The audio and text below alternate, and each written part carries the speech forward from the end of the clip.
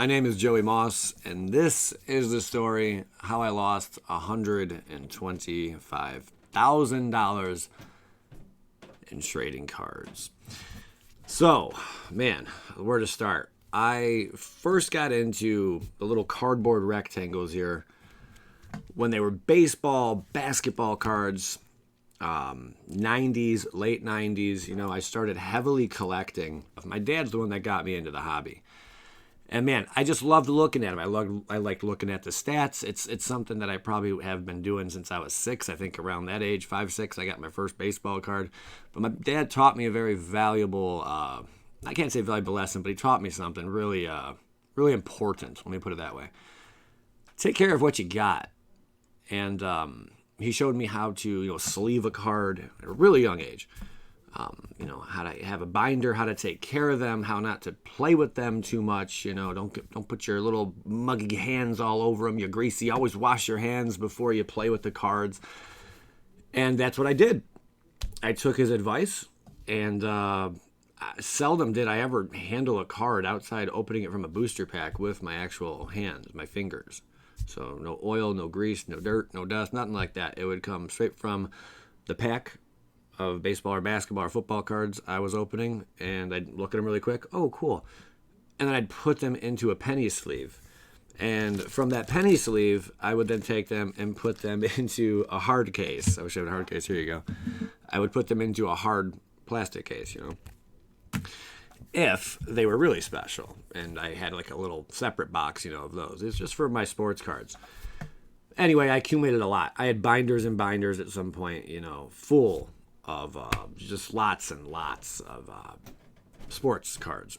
8th grade, my buddy Adamo, some of you know this already, but he's the one that got me into Magic the Gathering. I'll explain why the background is here in just one moment. But my buddy Adamo got me into Magic the Gathering. It was in woodshop, and I'm like, oh, cool. He's playing with some cards. What is that? It's not like sports cards. These actually have some really cool art on them, not just some dude's face, And I was captivated by the art. Sucked me in. And then I learned it was a card game. And he's like, yeah, man, you play this card. It seemed like it was kind of witchcraft and stuff. It was really different, at this time. And some schools, you weren't even allowed to have these cards. I began collecting a lot of Magic cards. I mean, a lot. By this time, 8th grade, I'm old enough where, I can work mowing lawns, shoveling snow, pulling weeds. On the weekends, man, a lot of kids were out playing. I was hanging up posters and signs in on telephone poles saying, hey, I'll cut your lawn for $10, neighborhood kid. And I couldn't imagine doing that today with all the crazy stuff going on. But I was a go-getter. And that went on for quite some time. My Magic the Gathering card collection became very, very, very nice. I did not realize how nice it was, unfortunately. I collected for about, I'd say, 3 straight years.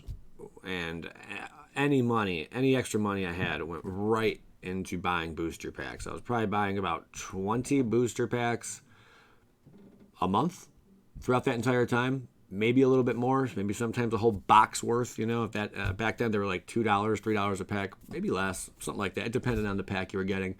A lot of Urza's Saga, a lot of Urza's Legacy, a lot of Urza's Destiny, Tempest, 3rd edition, better known as Revised to some of you, 6th edition Classic, Mirage, Visions. The list really goes on and on and on. Starter, Portal, you name it, okay? I was playing with them. And when I say playing with them, I really wasn't. I was collecting and hoarding them.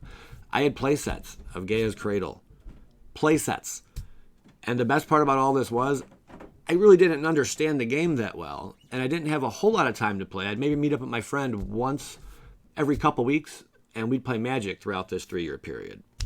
When I'd open a booster pack, I would take the cards. Instead of just thinking about a deck, I'd look at the card real quick. If I didn't understand exactly what it did because I was newer, I would just put it in the penny sleeve and throw it in the binder.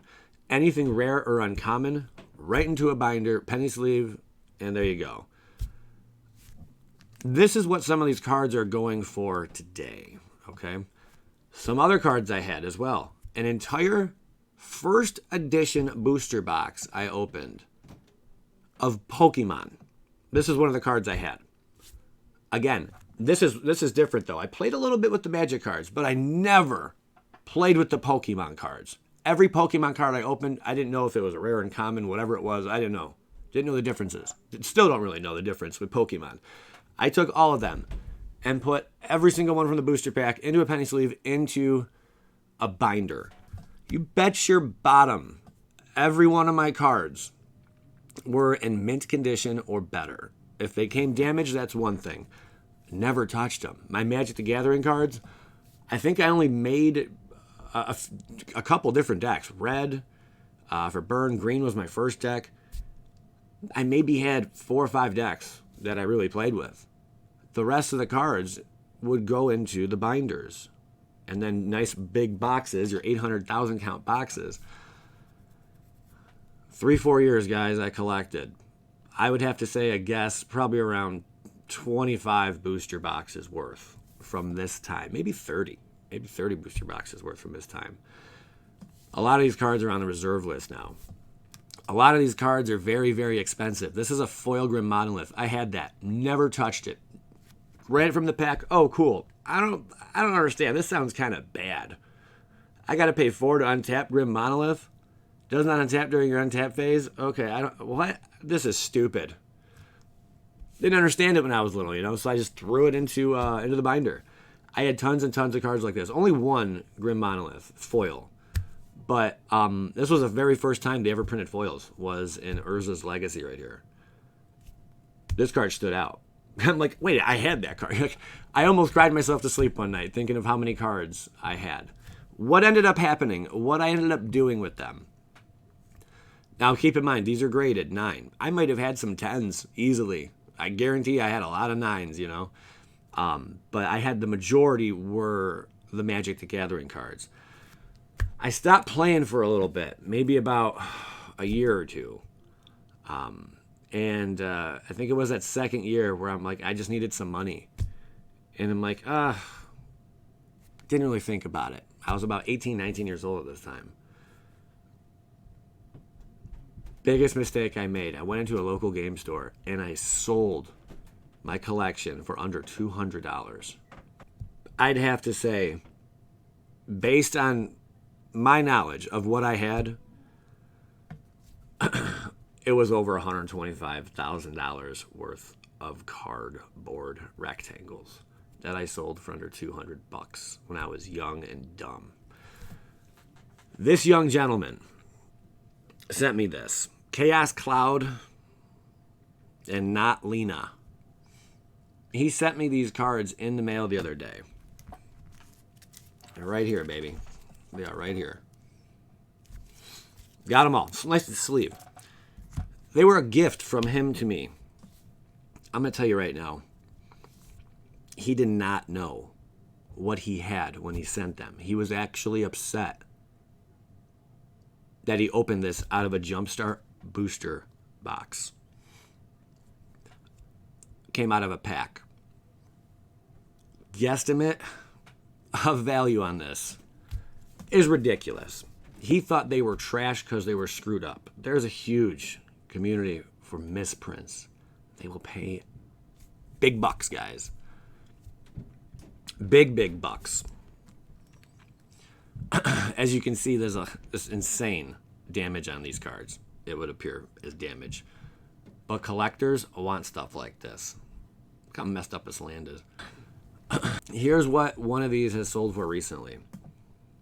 $600. It's not the same one. Obviously, the Blessed is, a nicer card. $600 this one sold for. Complete booster pack of all messed up cards. Another one, $999 in auction. What I'm getting at, because of what happened to me, I would do anything to get those cards back. I didn't know any better. I was stupid. On my way to the LGS, I'm sure it crossed my mind, like, this is probably not the best choice, I probably shouldn't really do this. And when the guy offered me the 200, I even sat there like, is that really all you could do? I should have walked the heck out. I really wish I did. I can't even remember what I spent the $200 on. Probably some girl. Probably some fast food. Oh, man. It really hurts saying that. This one, almost 2,000. That was the best offer, though. So probably around like 1,400 to like 1,600, I think it went for. This is all very similar to what he had. Some of the cards might be a little better, but some not so much. It's all what someone's willing to pay. Not Lena, Chaos Cloud. There is no chance I can keep this gift. Under the premise, you did not know what you had. Just like me, when I was younger, I had no idea what I had in my hands. I wish I did. So with that being said, I'm sending these back to you. I really appreciate the gift. You had no idea what you were sending me. And if I could go back in time, I would not have given those cards to that LGS. I basically gave them away. That's the story on how Joey Moss lost $125,000 worth of cards. I'm going to get these in the mail to you this week. My dude, thank you so much. There were some other things you also included in that video, in that opening. Thank you. I appreciate it. I'll hang on to that stuff. But as far as not knowing anything about these cards, I simply can't. I can't hang on to them. I'm going to give them back to you, pal. They're sweet. They're cool, man. But, yeah, they're not mine. You're getting them back. Guys, anything ever happen like that to you? Did you ever kick yourself really hard after, making a dumb choice? I'd like to hear about it. I shared my story. Let's hear yours. Skadoosh bags.